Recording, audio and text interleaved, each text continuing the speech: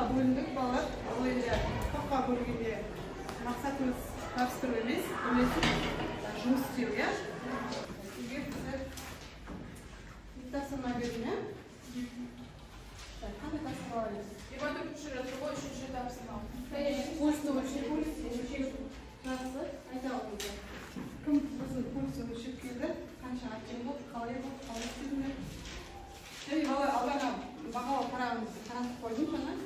Сол бағалау парағына сәйкес балдарыңызды қойып отырасыздар, иә? Сабақ соңында сол баға бір-бірден бақылаушы сайладыңыздар ғой, иә? Бақылаушы жаңағы бағалардың дұрыс қойылғанын қарап отырасыздар. Жақсы, бастайық. Кім бастайды? Пульсын өлшедім. 60 секундтың ішінде ең бірінші денені шынықтырмай тұрып, пульсым 72 рет соқты. 1 минуттың ішінде денемді шынықтырғаннан кейін пульсым төмен түскен жоқ, көтеріліп 90 болды. Өйткені дене жаттығудан кейін пульс көтерілді. Бұл яғни шындық бар, солай болып еді балалар, несі пульс көтерілді. Жалпы мен үй жағдайында өзімнің пульсымды өлшеген кезінде, бастапқы кезінде менде 74 болған болатын.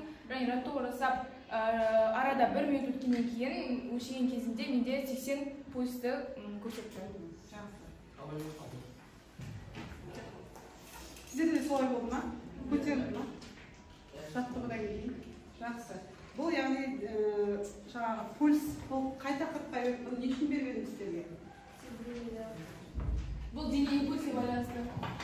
Жоқ, тербеліс кезіндегі дененің периодының артатынын байқау үшін дене пульсін есептеуді сол үшін берген болатын олар. Ары қарата кетеміз, келесі екінші тапсырма бізде 24-ші жаттығудың 3-ші есебі болды.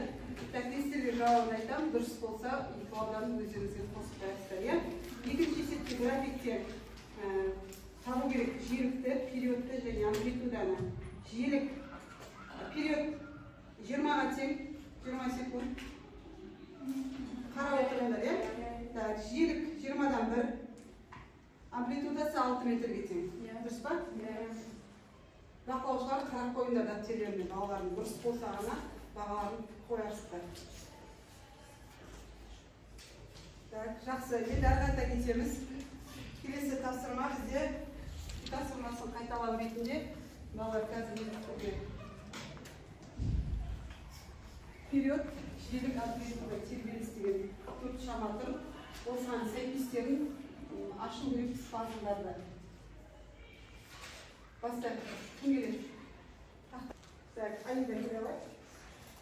Тез-тез келіңдер. Оқушылар келе беріңдер. Екінші, үшінші бұл. Периодқа.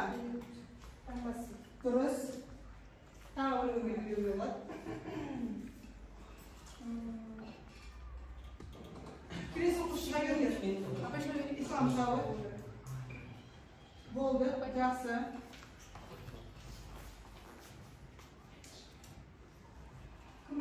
Жақсы. Қайсынан? Жиілікке нетен? Дұрыс. Тербеліс дегеніміз. Қате. Ойлан. Келегендер тағы да. Кімдер келеді? Әркім дұрыс ашықсаңдар, бір балдан өздеріне қосып қоя беріңдер. Амплитуда А деп. Дұрыс. Қате ойына. Сұрай барабы. Арсен барабы. Тағы. Алина келеуі. Айтып тұрдыршы балалар. Тергелет алтыға қате бұл. Жақсы. Дұрыс. Алина, не сенатсың? Амплитуда метр. Үшінділігі метр. Дұрыс. Тағы да. Ер секунд дегендер тұрады. Ер секунд дегендер. Жиілікке нетен? Ертістен тағы да. Бір-екі нашаса. Дұрыс. Тағы келеді.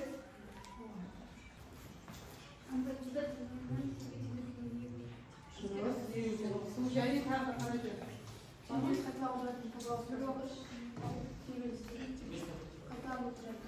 Дұрыс. Керек дегеніміз ол. Дұрыс өлшемі секунд. Енді үшеуі қалып кім келеді? Жиілік. Дұрыс. Қалған екеуін белгілеп жатыр.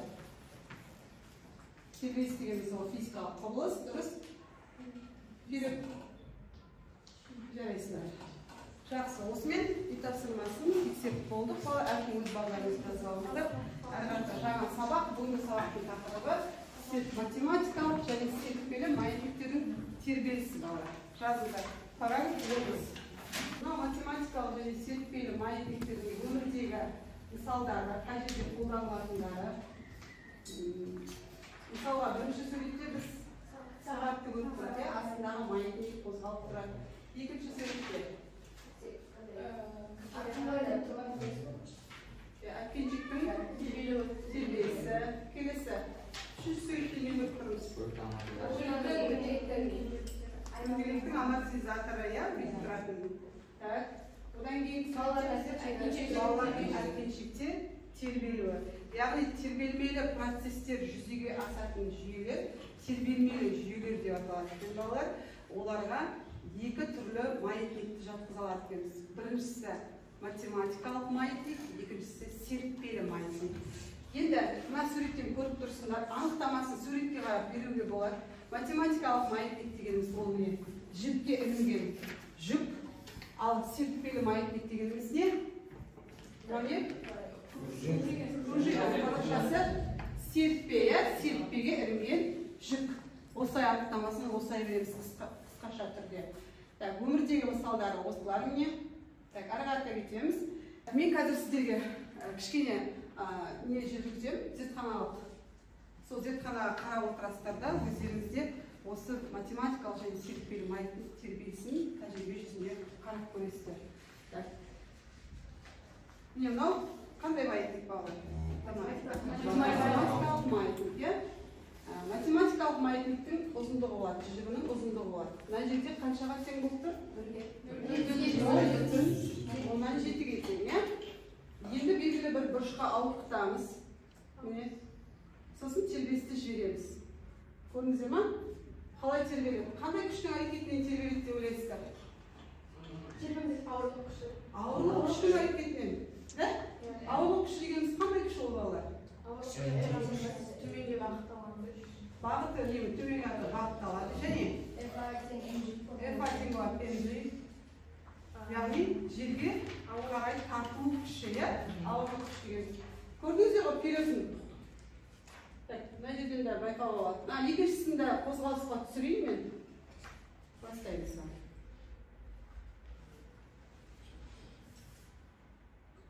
Көрдіңдер ма периодты?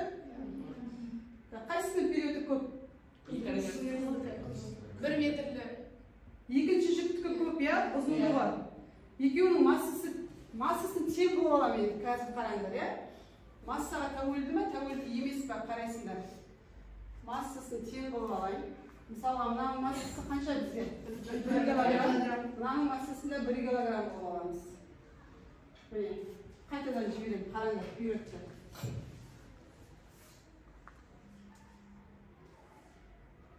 Массаға тәуелді ма? Массаға тәуелді емес. Неге тәуелді болып тұр? Маятниктің емес, жіптің ұзындығына тәуелді болып тұр. Демек, математикалық маятниктің формуласы міне балалар, жазып қойыңдар. Тірі тең болады, астында ең соңғы формуланы жазамыз. Тірі тең болады. Қорытылып шығарылған формула, келесі сабақта қорытамыз балалар. Бүгін біздер танысамыз және периоды қандай шамаларға тәуелді екенін жазамыз. Тірі тең болады, жазып алыңдар. 2π түбірдің астында L бөлінген G.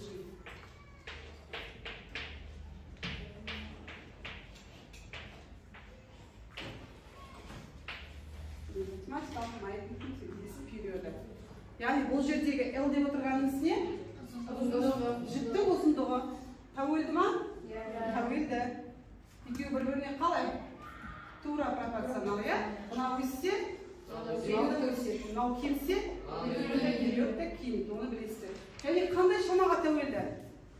Мынау не бізде? Зеркіп түсу, біреуіне тәуелді. Қалай тәуелді? Кері. Дұрыс, кері деген сөзді қалай түсіндіру керек? Егерде, мысалға, G керісінше аз болса, период өседі. Дұрыс. Ал G көп болса, период кемейді. Жақсы, қазір есептер болады, сол кезде орында байқаймыз. Жазалдық па? Жақсы. Келесі сабақта кетеміз. Серіппелі маятник деген бала. Жаңа айттық, бұл не дедік? Серіппеге ілінген жүк деп қояды. Мынау серіппеге ілінген жүк. Өздеріңді көресіңдер, ұстап. Шамаларға тәуелді. Мынау виртуалды зертхана. Бізде несін ашып қояды, периодын көретін. Периодын ашып қоямыз. Мынау серіппе, жүкті алам, ілем. Қандай күш әсер етіп тұр бала? Жоқ, серіппенің күші қандай күші ол деген? Формуласы қалай? Кімнің заңы? Бұл заңы дұрыс айтасыздар. Минус kx. Бағыты қалай оның? Күшке қарама қарсы, иә? Біз тартып тұрмыз, өзіме қайта беремін, тартып тұрмын, а серпімділік күш қалай кетіп тұр? Керісінше кетіп тұр. Ал қараңдар, периодты қарай отырыңдар.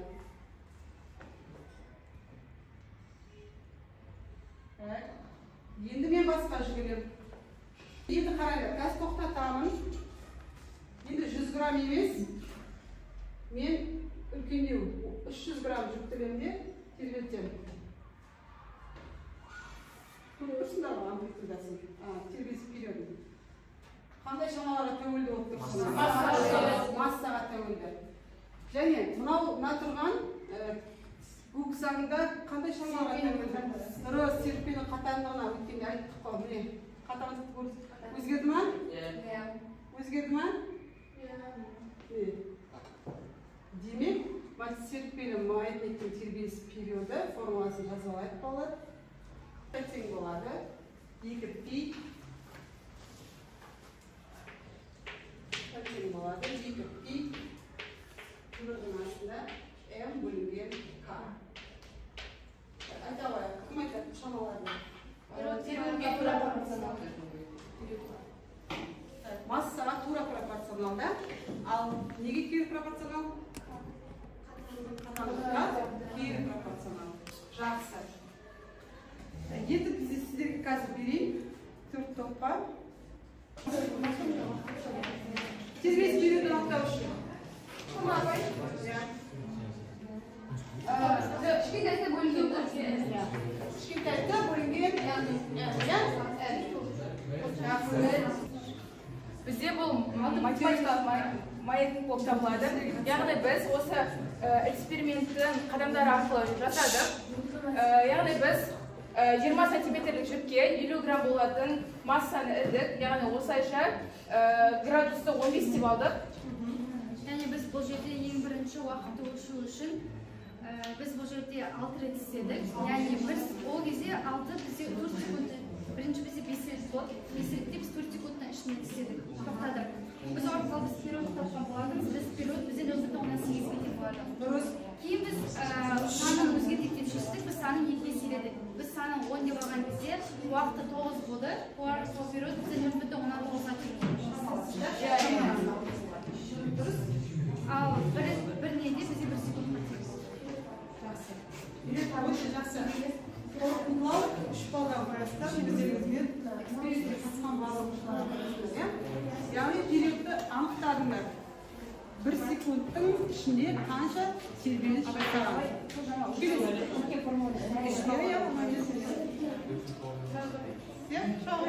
Келесі топ математикалық маятник бұларда жүктің ұзындығын өзгертті. Яғни бұл бізде математикалық маятник болып табылады. Яғни жүктің ұзындығын өлшегенде L тең 15 сантиметрге болды. Бұл жүктің массасы 100 грамм. Енді біз 4 рет істедік. Енді 4 деп алдық, ал уақыты T тең 2,171 секунд. Яғни осы 2,171 секундта бұл жүк 4 айналып жатты. Период қанша? Жүктің 175 кетеді. Синеттен себебі жүктің ұзындығы қандай? Массасы жоғары. Жүктің ұзындығы қысқа болғандықтан, яғни периоды аз.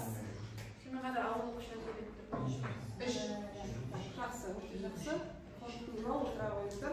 Көрдіңіздер. жалпы жіктің бізде серіппе болып табылады. Жалпы ең бірінші біз осы серіппеге әртүрлі массадағы массаны бердік, яғни біз бір кішкентаймен бір үлкен бердік. Және кейін оны біз бір белгілі бір ұзындыққа тарттық. Осылай тартамыз. Сонымен қатар кейін оның біз уақыт мөлшерін, бізде оның уақыты 20 секундқа тең болды. Неше тербелісте? 40 тербелісте. 40 тербелісте 20 секунд. Уақытты 20 минутқа дейін шектеуге, секундқа дейін шектеу берілді. Сол уақыттың ішінде ол 40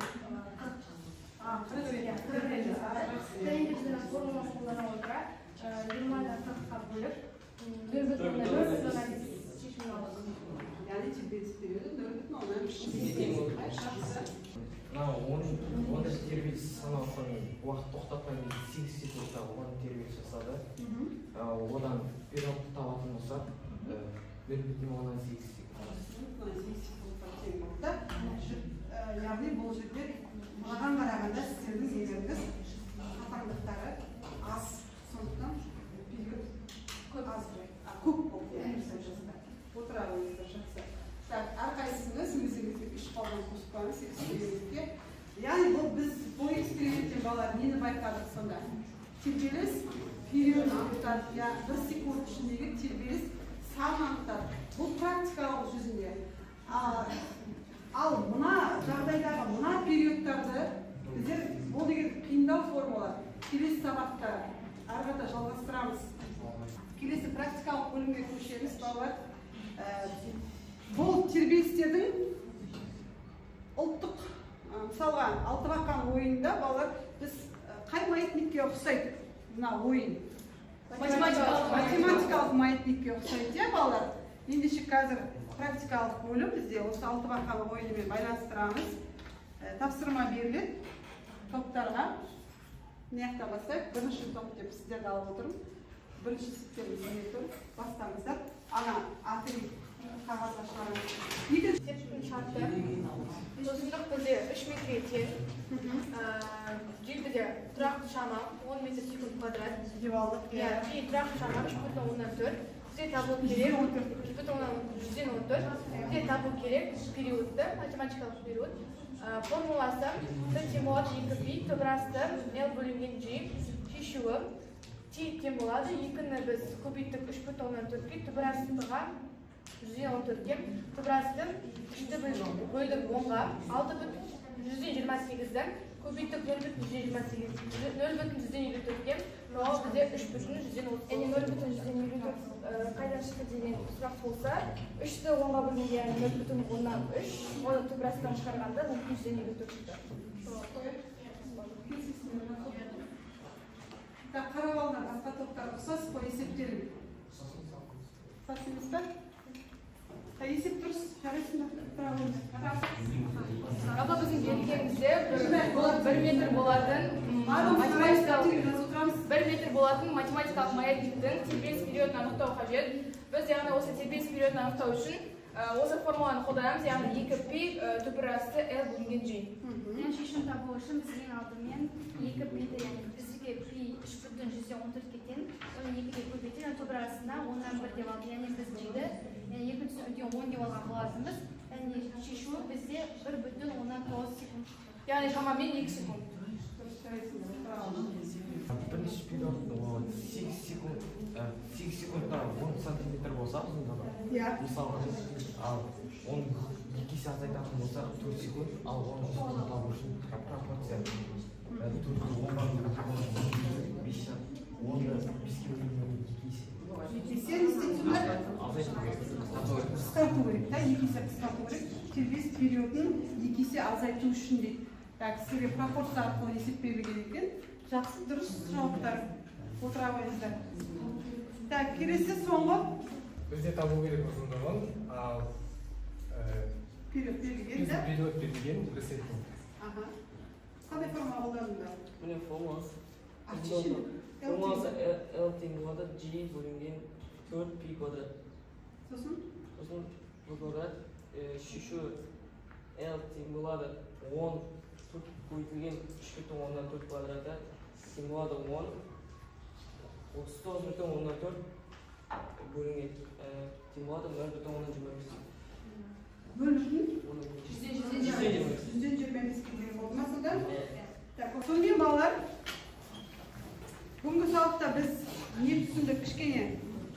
қорытындылап жіберейік, сұрақ қоямын, қазір тез жауап бере қойыңыздар.